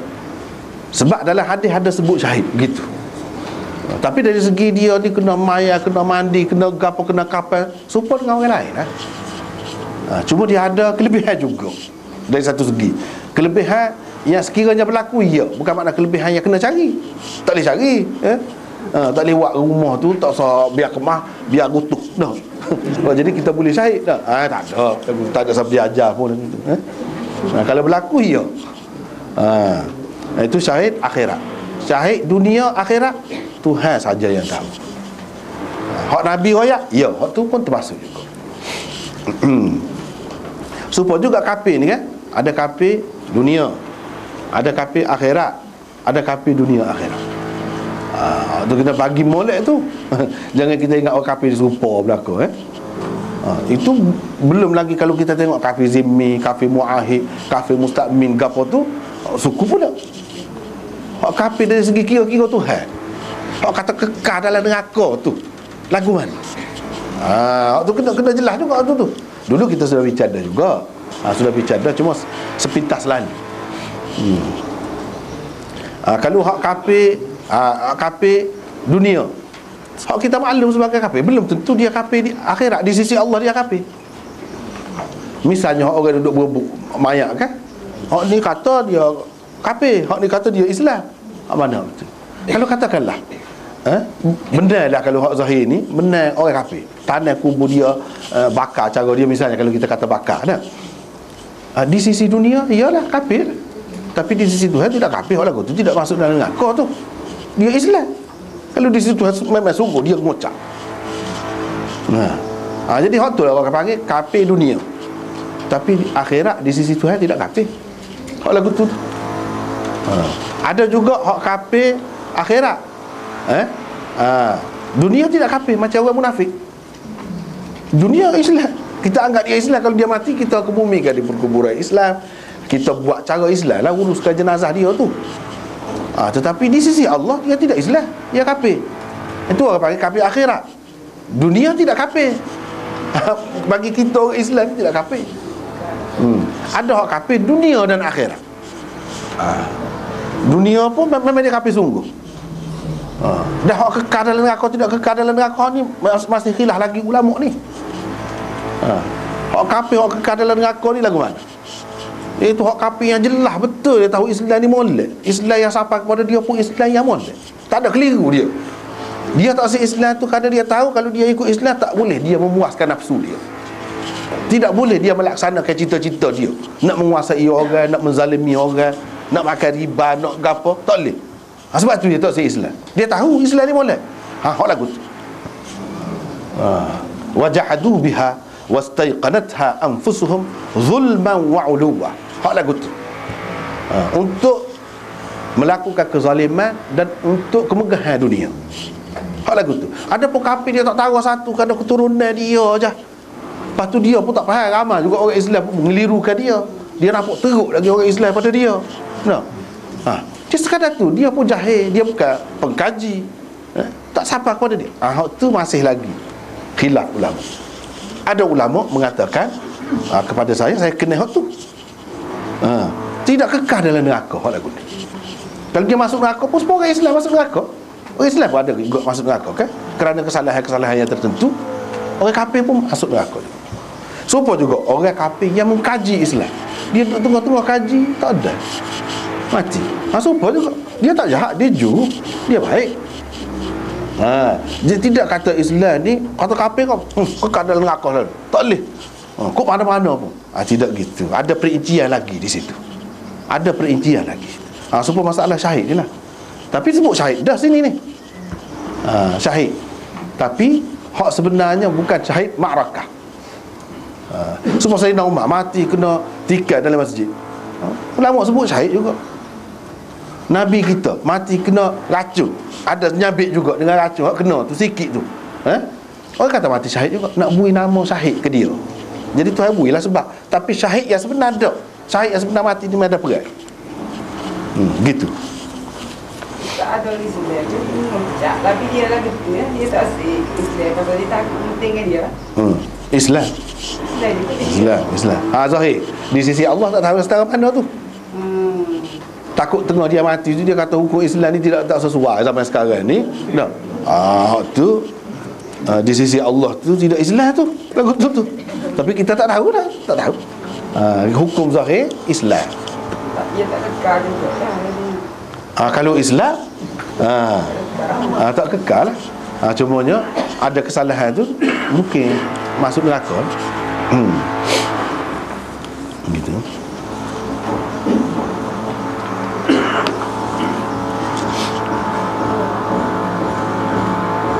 Baiklah. Bagaimanapun selepas terkena anak panah itu pada bulan Zulqa'dah. Pada bulan Zulqa'dah tahun keempat Hijrah, dia masih lagi hidup selama kira-kira 2 bulan. Ni masalah perang Khandaq, perang Ahzab ni pun ada khilaf juga. Mengikut Musa bin Uqbah, Imam Bukhari, Imam Malik, Ibnu Hazm dan ramai lagi yang lain mengatakan perang Khandaq berlaku pada bulan Syawal tahun keempat Hijrah. Dia kena ni bulan Zulqa'dah. Zulqa'dah ni hujung tahun dah lah. Zulqa'dah Zulhijjah. Zulhijjah tu bulan 12 kan. Jadi Zulqa'dah. Hak kita panggil Zulqa'dah gapo ikutlah tu dah. Tapi hak sebetulnya begitulah. Zulqa'dah.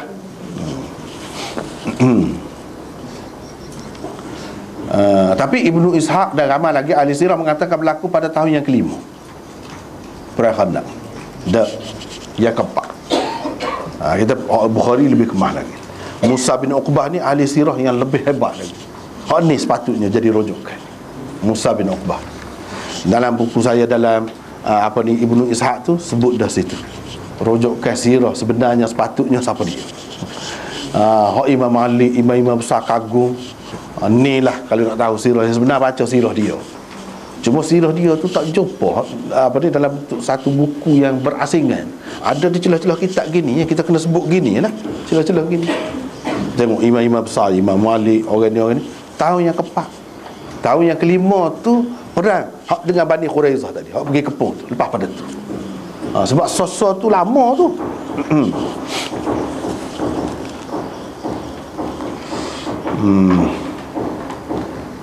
Jadi dia masih hidup lagi selama kira-kira 2 bulan lepas pada kena. 2 bulan lepas pada itu. Orang yang memanahnya bernama Hibban bin Qais ataupun Abdi Manaf. Hibban bin Abdi Manaf. Ia juga dikenali sebagai Ibnul Ariqah. Ini dari segi sejarahnya lah. Menurut Musa bin Uqbah, Imam Malik, seperti kita kata saja lah, perang Khandaq telah berlaku pada bulan Syawal. Situ pada tahun yang keempat Hijrah. Tak sebutlah di sini Ibnu Ishaq apa tu, tak payah sebutlah. Tapi dia sebenarnya tahun yang kelima. Tahun yang kelima. Ketika meninggal dunia saat berumur 37 tahun. Muda ya. Sahabat-sahabat dia kan ramai mati muda ya. 37 tahun. Beliau telah dikebumikan di Baqi', di perkuburan Baqi', di Madinah lah. Antara hadis yang menyatakan kelebihannya, ni kita nak berkenalan lah dengan orang yang tersebut dalam hadis ni. Ialah satu hadis yang diriwayatkan oleh Jabir, di mana beliau berkata, saya telah mendengar Rasulullah sallallahu alaihi wasallam bersabda, ihtazzal arsh li mauti Sa'd bin Mu'adz. Bermaksud arasy bergoyang-goyang gembira kerana kematian Sa'ad bin Mu'adz. Tak apalah itu hadis tu. Itulah. Maksud hadis ini ialah arasy bergembira dengan kedatangan ruh Sa'ad. Arasy bergembira dengan kedatangan ruh Sa'ad. Bukhari, Muslim, Tirmizi, Ahmad, Ibnu Hibban, Nasa'i, Tabarani dan lain-lain juga meriwayatkan hadis ini dengan lafaz ihtazza arsyur rahman li mauti Sa'd bin Mu'adz. Arash Ar-Rahman bergoyang-goyang gembira kerana kematian Sa'ad bin Mu'adh.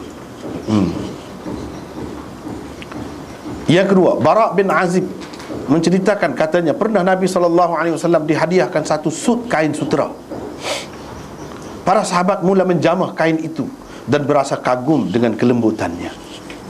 Maka baginda SAW bertanya, ata'jabun min lin hadhihi lamanadilu Sa'ad bin Mu'adh khairun minha atau alyan. Bermaksud, adakah kamu kagum dengan kelembutannya? Sesungguhnya kain sapu tangan Sa'ad di dalam syurga lebih baik dan lebih lembut lagi dari kain ini. Dia sebut dah mana ahli syurga lah. Ahli syurga. Ahli syurga. Ini yang disebutkan. Jadi aras bergoyang itu penggunaan bahasa. Sebab kita kata menari-nari gembira. Kita kata bunga yang bergoyang-goyang tu, menari-nari gembira. Tak ada apa kita perasaan kita kata. Jadi hak ni pun begitu juga. Aras tu apa dia? Mana kerajaan Allah lah, sebesar-besar kerajaan Allah, bukan bumi saja. Sebab bumi, matahari, bulan, bintang-bintang itu duduk dalam aras, sistem hak paling besar. Maknanya alam kejadian Tuhan ni suka, ataupun maksudnya orang-orang yang berada di alam itu suka dengan kedatangan ruhnya, menunjukkan manusia ni tak serupa lah keadaan mati dia. Bila dia mati, penerimaan orang alam lain daripada alam dunia ni tidak serupa. Macam di sini dia cerita, siapa begitu sekali? Dia ni. Yang ketiga, Ibnu Umar meriwayatkan, katanya Rasulullah sallallahu alaihi wasallam bersabda, nazala li maut Sa'ad bin Mu'adh 70,000 malak ma wati'ul ard qablaha wa qala hina dufin subhanallah law infalata ahadun min dhaghfatil qabr lam falata minha Sa'ad wa laqad dhamma dhammatan thumma furrija anhu. Bermaksud Rasulullah sallallahu alaihi wasallam bersabda, 70,000 malaikat yang tidak pernah turun ke bumi, turun kerana kematian Sa'ad. Ni istimewa dia ni. Jadi kita boleh tahu tentang malaikat ni ada jenis gini. Baginda sallallahu alaihi wasallam bersabda, setelah Sa'ad dikebumikan, subhanallah, jika ada sesiapa boleh terlepas dari azab kubur, nescaya terlepaslah Sa'ad. Mana azab kubur ni ada. Kalau ada orang boleh terlepas, dia ni lah orang yang terlepas. Tapi dia pun kena juga. Sesungguhnya dia tertekan sekali sahaja. Dia tertekan sekali sahaja. Selepas itu tiada lagi. Sebarang tekanan tak ada. Maknanya azab kubur ni ada. Ingat tu, setara tu. Kena juga. Kena juga. Jadi kita minta jauh lah, minta selamat lah daripada keadaan-keadaan tidak baik di semua peringkat kehidupan kita. Hadis riwayat Al-Bazzar dalam musnadnya dengan isnad yang jayyid. Jayyid ni boleh pakai. Bukan tak boleh pakai. Kuatlah, hadis tu kuat. Jadi kena anak panah tu mana? Di sini kita terjemah ni, ambil awak baru vena cephalic. Ada disebut bawah tu median cephalic vein. Kalau dalam bahasa Inggerisnya begitu. Kalau Melayunya itulah, kita duduk tengok kamu saya dia terjemah gini, ambil orang putih juga. Cuba balik sikit, tengah tu sebutir je. Hak lain, hak bahasa kita je. Tengah tu sebutir. Hak lain tu yalah pelet sikit, pelet kita lah sikit dia buat jadi vena. Orang putih lah. Padahal kalau ambil orang Arab ni, sepatutnya molek benar lah. Kalau ada learning ngaji Mesir tu, bahagian perubatan ke apa tu, dia jangan pergi ngaji perubatan sajalah. Kalau boleh pergi ngaji kesempatan tu, mengaji bahasa Arab. Sebab berapa banyak dalam bahasa Arab ni, kita kalau duduk gantung orang putih sangat, jadi lagu ni. Padahal bahasa Arab jelas putih kata. Akhal orang tu hak ni cephalic, hak ni basilik, hak ni lepas tu dalam kamus Arab dia sebut ni vena ni, kalau sini orang panggil apa? Kalau pergi di belakang, dia ada, setiap tempat ada. Ini orang panggil orang kehidupan. Orang kehidupan. Jadi dia ada nama-nama yang berbeza. Tapi hakikatnya hak ni, kalau kena hak tu mati orang. Boleh matilah. Boleh mati. Mungkin kemajuan perubatan sekarang ni, kalau setara tu boleh selamat lagi. Tu tak kira lah tu. Tapi boleh matilah orang tu. Dia sebelah ni. Kalau ibu jari ni sini. Alik ni basili. Alik ni sefali. Jadi guna orang putih juga. Kalau kita kena ubahlah sepatutnya. Sebab saya duduk tengok, kalau dalam bahasa Urdu, dalam bahasa Hindi, dia kamu perubatan dia lain terus. Memang bahasa dia betul. Kita pun sepatutnya kena begitu. Jangan duduk tupai orang sampai bila nak tupai. Memanglah mula-mula tupai lah bahasa dia. Dah tu. Tapi tengok orang lain. Mula tak ada satu. Ambil orang Arab. Ni Arab ada dah. Zaman Nabi lagi tahu dah beza orang ni orang gapo. Benar. Sepatah tak ada 2-3 patah lagu tu. Tapi oleh kerana kita ni gantung situ saja kan. Tak ada. Semula sampai tepat dia kita akan sebut. Orang sini nak panggil gapo, dia panggil gapo, kita akan sebut insya-Allah. Jadi orang tu kena hak tu lah dia nya. Kena hak tu.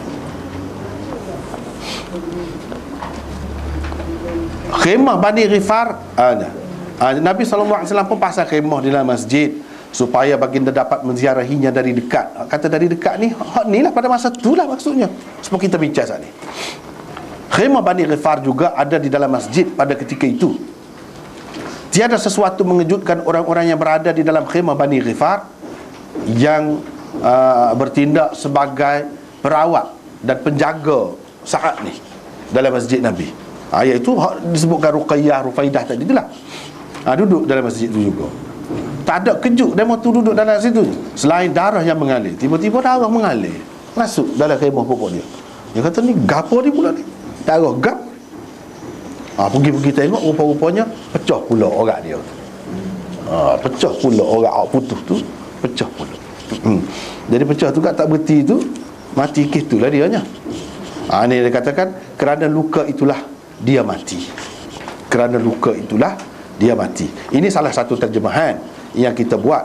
Ada nota di situ sebab ada beberapa lagi hak lain supaya lebih adil dan tengok semua. Kita tengok semua. Kena tahu juga orang lain kalau berdasarkan pakar makna lagu tu kena terjemah lagu mana. Tengok bawah tu. Terjemahan literal. Famata fiha. Tu yang kita terjemah. Kerana luka itulah dia mati. Famata fiha. Fa idza sa'dun yaghdu juruhuhu daman famata fiha. Jadi terjemahan dia nya, harfiah dia nya, maka matilah dia di dalam khemah itu. Fiha tu boleh balik kepada khemah. Dari segi bahasa Arabnya, dia mati dalam khemah tu lah. Jadi khemah tu khemah mana? Dua. Khemah hak dipasang dalam masjid Nabi atau khemah hak dipasang, hak dikatakan dipasang di tempat sembahyang yang bukan masjid tadi. Antara dua. Imam Bukhari pilih hak dalam masjid Nabi.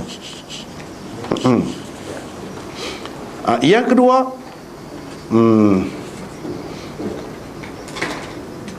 yang atau maka matilah dia dalam sakit itu. Jadi fiha tu fi tilkal mardah. Mana dari segi takdir dia, kalau bahasa Arabnya begitulah. Fiha tu mana fi tilkal mardah. Mana dia mati tu kerana sakit tu lah, bukan kerana sakit lain. Kerana sakit tu. Tapi apa yang kita pilih terjemah super atas tu? Kerana luka itulah dia mati. Ni cuba perhati. Kewajaran terjemahan terakhir ini adalah kerana 5 perkara berikut. Payah kalah juga nak terjemah ni pun nak cermat tu dalam keadaan cermat tu pun kadang-kadangnya ada juga salah kan. Pasal dia dah lemah manusia ni. Tapi kalau perhati 5 sebab. Apa yang kita kata lebih molek terjemah seperti di atas tu. Yang pertama, berdasarkan riwayat Mustamli dan Kushmayhani, di sini tersebut famata minha, bukan famata fiha. Sudah ada beza tu. Jadi kalau min ta'liliyah, mana kerana luka itulah dia minha, bukan fiha. Jadi kalau minha tak mungkin dah kita kata dengan makna jauh lah kalau nak kata dalam khemah tu. ataupun apa ni, dalam sakit itu. Tak boleh min. Min dengan makna kerana. Hak tu hak sesuai. Jadi dalam nuskhah demo tunya minha, bukan fiha. Itu yang pertama. Yang kedua, perkataan fi juga sering diguna dengan makna min. Kalau kita kata tidak minha, memang fiha. Memang orang Arab selalu juga fi dia guna dengan makna min. Jadi dengan sebab itu dengan makna kerana juga. Yang ketiga, di dalam riwayat Hisham di bawah kitab Al-Maghazi akan datang juga tersebut fama taminha, bukan fama tafiha. Di sana riwayat cerita ni juga, di situ fama taminha, bukan fama tafiha. Jadi lebih sesuainya kerana kalau minha. Yang keempat, oleh kerana Sa'ad berada di dalam khemah di perkampungan Bani Salimah yang terletak berhampiran dengan benteng Bani Quraizah hanya seketika sahaja. Selepas itu beliau dibawa pula ke tempat asalnya, iaitu masjid Nabi SAW. Maka tidaklah tepat kalau dikatakan beliau mati di dalam khemah itu. Sebab duduk di khemah tu, kalau mati situ bukan mati situ. Kalau kita kata mati dalam khemah tu, khemah mana? Itu tak jelas. Apalagi kalau diingatkan kata-kata Ibnu Abdul Bar dan lain-lain tokoh hadis bahawa Sa'ad meninggal dunia sebulan selepas perang Khandaq dan beberapa malam selepas peristiwa Bani Quraizah. Peristiwa Bani Quraizah di mana dia membuat keputusan hak mana perang, hak mana terlibat, hak muda tu, hak dewasa, hak tu kena bunuh. Jadi siapa kau nak cermat tu kan, pada masa tu ada hak budak, janggut tak ada. Jadi nak kira orang tua ke budak dia. Buka kau tu dia. Buka bahagian bawah dia tu, tengok bulu ke tidak. Tak bulu. Kena dia tu, ada salah seorang, kemudian dia masuk Islam. Ni masuk Islam.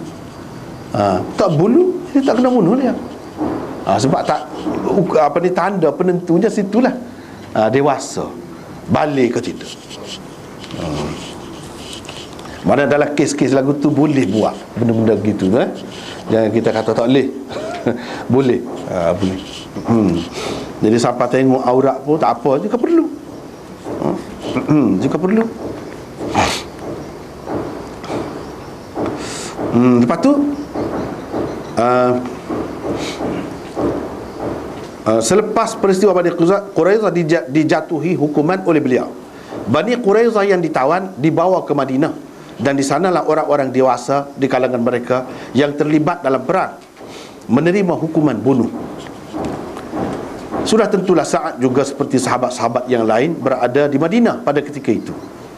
Jangan lupa sebelum pada ini kita sudah tulis menyebutkan bahawa Rasulullah SAW dan para sahabat mengepung benteng Bani Quraizah selama 25 hari. Dalam masa 25 hari dia tidak selama tu dia duduk sana. Dah, setelah dia mesti setuju nak terima hukuman dia, baru dia bawa mari dia daripada masjid Nabi tu.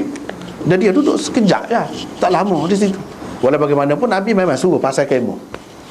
Dan bila dia sampai, Nabi SAW kata, "Qumu ila sayyidikum." Qumu ila sayyidikum. Kamu bangunlah pergi kepada ketua kamu. Nabi kata begitu. Orang hak buat maulud ni pula, dia pergi hak tu juga. Dia kata itulah menunjukkan kalau tuan kita mari, kita kena bangun caca. Tengok Nabi suruh bangun katanya.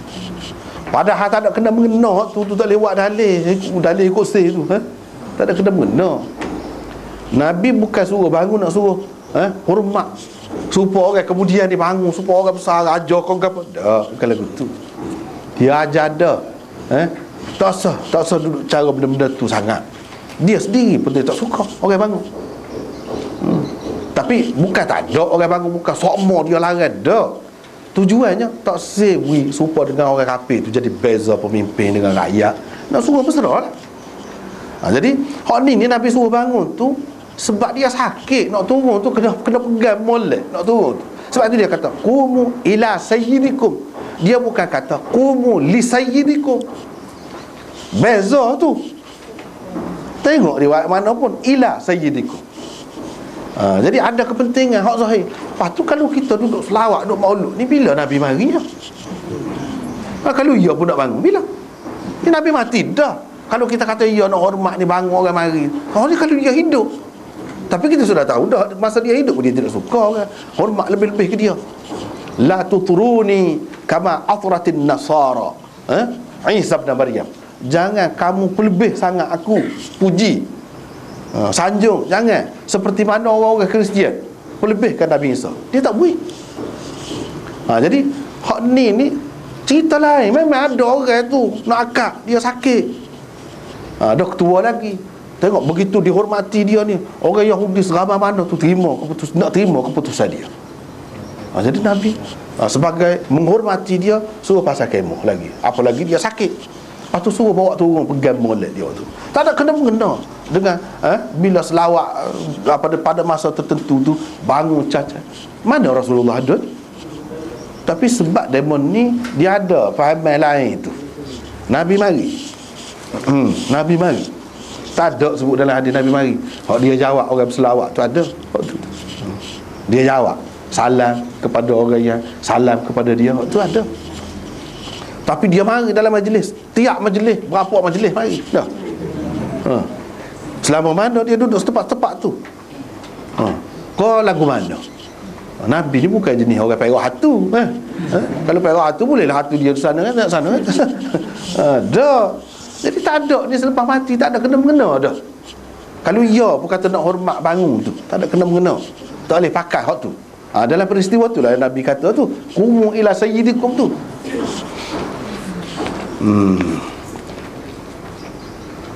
Selama 25 hari Nabi duduk kepung. 25 hari tak tunggu apa pun dia. Soal gimana? Yang kelima, hak ni pada tahun, hak ni kepung Bani Quraizah ke apa ni peristiwa ni pada tahun yang kelima. Ni tahun yang kelima lah ni. Yang kelima, riwayat Mustamli dan Kushmayhani itulah yang dipakai oleh Ibnu Battal dan Al-Aini sebagai asas bagi syarah mereka. Jadi masing-masing syarah ni, demo dua orang ni pakai ni lah, nuskhah ni lah. Jadi dalam nuskhah ni fama taminha, bukan fama tafiha. Di sini iaitu bagaimanapun kata Hafiz Ibnu Hajar, riwayat orang-orang lain selain Mustamli dan Kushmayhani di sini fama tafiha. Jadi oleh kerana fama tafiha adalah, tapi fi dengan makna min lebih sesuai, memandangkan beberapa perkara tadi lah. Habislah di situ.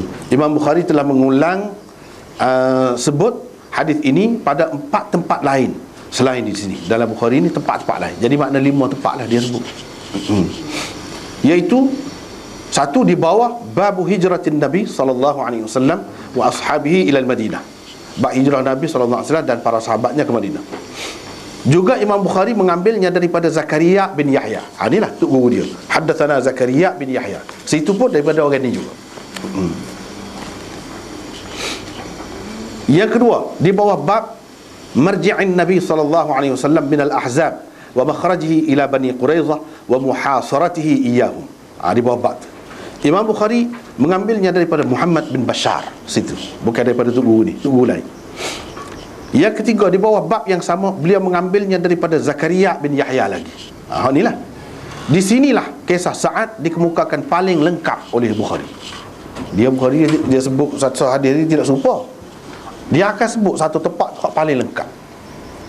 Hak lain-lain tu dia ambil mana perlu. Mana perlu dia ringkas-ringkas. Gitu cara dia. Jadi kita kena tahulah cara dia tu. Yang keempat, di bawah bab idza nazala al-adu ala hukmi rajul. Apabila musuh sanggup menyerah diri, sanggup turun dari benteng dan sebagainya, berdasarkan keputusan seseorang, dengan persetujuan untuk menerima keputusan seseorang. Seperti dalam peristiwa ni, mereka bersetuju untuk terima keputusan Sa'ad. Imam Bukhari ambil hadis ini daripada Sulaiman bin Harb, daripada tu guru lain pula dia ambil. Jadi ada beza sedikit sebanyak pada lafaznya. Selain Bukhari, hadis ini dikemukakan juga oleh Muslim. Ada orang lain seperti yang disebutkan situlah. Habislah rekahnya. Lepas tu kita ambil pengajaran lah daripada hadis ni. Panjang-panjang baca ni lah, gap dia pengajarannya. Antara pengajaran, panduan dan hukum yang terdapat di dalam hadis ini ialah: satu, keharusan tinggal di dalam masjid kerana sesuatu keuzuran dan keperluan, boleh duduk dalam masjid. Yang kedua, pemerintah, guru, ketua keluarga atau lain-lain, doktor dan sebagainya, orang yang berkenaan boleh memindahkan seseorang pesakit ke tempat yang lebih hampir dengannya untuk ia dirawat dengan lebih sempurna dan untuk mudah diziarahi. Boleh pindah tempat orang sakit ni, boleh. Nabi SAW sendiri buat gitu. Jangan kita kata tak boleh, kena ambil kira juga tu. Siapa susah nak pergi ke apa kan? Kalau boleh pindah tak? Boleh lah pindah. Yang ketiga, orang sakit boleh dirawat di dalam masjid. Ikut sakit ke apa, boleh dirawat dalam masjid. Tidak kata bercanggah dengan adab masjid, duduk merawat pula. Sekarang ni kita tengok ramai duduk guna tu tak tahu mazhab Syafi'i mana dah tu. Gomol duk kata kena pegang mazhab Syafi'i, kita di sini tak boleh mazhab lain dah. Baik. Sekarang ni dia ambil darah masjid tu, pakai mazhab mana? Ada kemungkinan tumpah juga tu darah tu. Derma darah tu lah kan. Banyak kan dibuat di masjid tu. Boleh dah tu. Pakai mazhab Bukhari dah tu, senyap-senyap tu. Kalau mazhab ni kena jaga tu, tak boleh. Qaul jadid Syafi'i tak boleh. Kena jaga, najis takut tumpah dalam masjid. Dah najis. Kalau najis masuk dalam tubuh orang najis, boleh. Tapi kalau kita pakai Imam Bukhari, tidak najis masuk, biasa. Kita tidak merasa keberatan, suci. Pada najis darah orang kafir, supaya darah ni. Supaya darah. Tidak nanti darah tak ada siapa dia tak weh, di hospital tu darah siapa ni tak ada. Ikutlah. Mujur ada darah pun mujur lah. Supaya jahat tu. Yang keempat, orang yang luka juga boleh ditempatkan di dalam masjid untuk dirawat lukanya itu. Kemungkinan akan tertumpah darah di dalam masjid tidak seharusnya dijadikan penghalang untuk dia dirawat di dalamnya. Lebih-lebih lagi jika ditinjau dari sudut fiqh Bukhari, kerana bagi beliau darah manusia selain haid dan nifas tidak najis. Sesah, senang kalau lagu tu. Nak duduk pakai lah ni tu, pakai hak mana? Tak cara buat, moga ada kelebihan situ kan. Lepas tu kalau orang buat kebajikan dalam masjid pula, derma darah, sepuluh pitih ya. Orang beli tu, setengah-setengah negara tu beli, jual darah. Pak kita boleh jual ke pula? Itu cerita lain lah pula, hukum lain lah pula. Tapi nak ceritanya, buat kebajikan dalam masjid lebih lagi pahala. Tapi kalau kita halal, kita duk mesti takut tumpah darah, tak boleh buatlah kebajikan dalam masjid. Tu jenis kebajikan juga. Itu kan kelebihan tu. Apa lebihnya? Fiqh ni banding.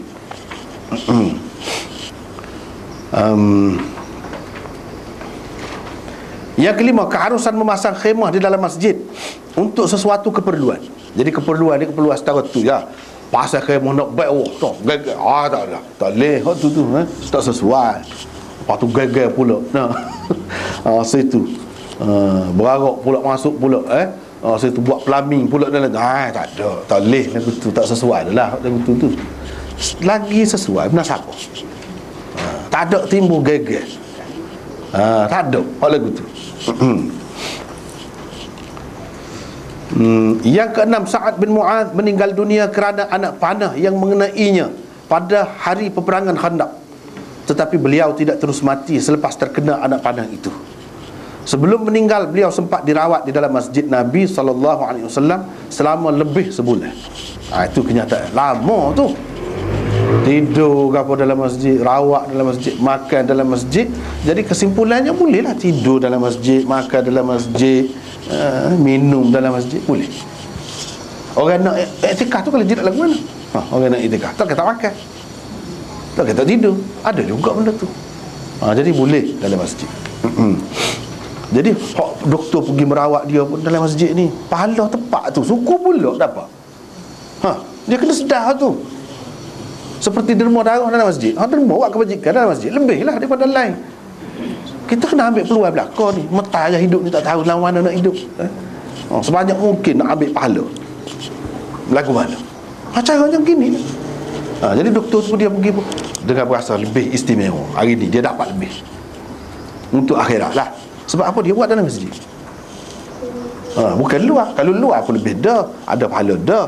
Tapi kalau dalam masjid, Nabi buat, dia tunjuk tu untuk kebaikan kita dah lah. Kalau tidak, dia tak akan tunjuk lagu ni.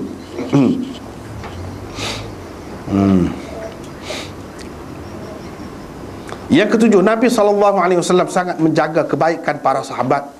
Baginda SAW juga sangat mengambil berat tentang sahabat-sahabatnya yang sakit. Memang maklum Nabi ni lagu tu.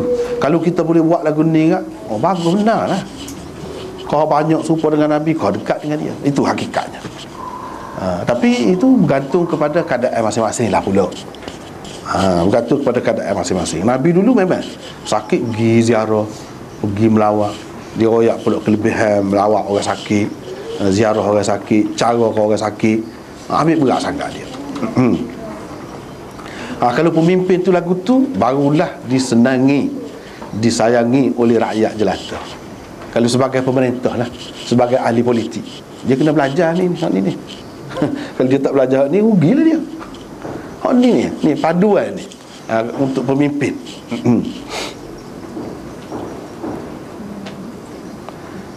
Yang ke-8, bangsa Arab di zaman Nabi SAW, khususnya para sahabat baginda SAW, kelihatan sangat bertamadun apabila mereka sudah pun mengenali istilah urat saraf di dalam tubuh manusia secara spesifik. Tahu dah. Baik, kalau kita ni, kita tanya zaman dah ni abad ke berapa? Cuba royak bahasa Melayu tu. Orang tu gam dia. Tak boleh. Pasal kena tupai orang. Nyanyo lagu tu. Ketinggalannya. Dia masa tu 1000 tahun, 1500 tahun. Tahu dah. Ni orang ni sebutir je. Ambil hot tu akal. Maklum dah. Hot sini, bukan hot lain. Kalau hot lain nama kau lain. Kita kena belajar. Sebab tu memang belajar hadis ni hidup segar. Nampak? Boleh guna selalu. Yang ke-9, persaudaraan dan perpaduan umat Islam di zaman Nabi SAW juga dapat kita lihat dengan ketara melalui hadis di atas, di mana Bani Ghifar berkhidmat secara sukarela dalam merawat saudaranya dari Bani Abdul Ashhal. Bani-bani ni puak-puak baloh dulu ni. Baloh perat. Tapi bila Nabi mari, semua baik, tengok, berkhidmat untuk golongan lain, bukan kalangan dia. Tu benda yang kita kena belajar. Yang ke-10, orang-orang yang menetap di dalam masjid untuk satu jangka masa yang agak lama kerana beriktikaf dan lain-lain, elok memasang khemah atau skrin supaya terlindung daripada pandangan orang ramai. Molek lah kalau pasal lagu tu. Terutamanya ketika mereka tidur atau bersantai di dalam masjid tu. Dalam makan selok sana sini, tak boleh juga. Kena jagalah waktu tu. Yang ke-11, kawasan masjid yang lebih sesuai untuk dipasang khemah atau ditempatkan pesakit ialah di bahagian belakang. Bahagian belakang tu dekat dengan pintu besar lah, pintu masuk.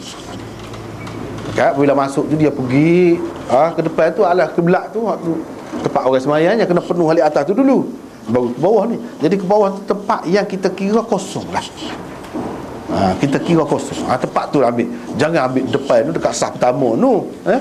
Tak sesuai nak guna masjid pun kena biar sesuai juga tempat tu. Tapi masih dalam masjid, ke mana-mana pun. Kawasan masjid yang lebih sesuai untuk dipasang khemah ialah di bahagian belakang, di mana pada kebiasaannya kosong daripada orang-orang yang bersembahyang. Itulah antara pengajaran yang dapat kita ambil daripada hadis ini dan perbincangan di bawah bab ni. Nampaknya waktu panjang dah tu sebab tu. Sekat tulis dulu untuk hari ni. Wallahu a'lam. Wallahu a'lam.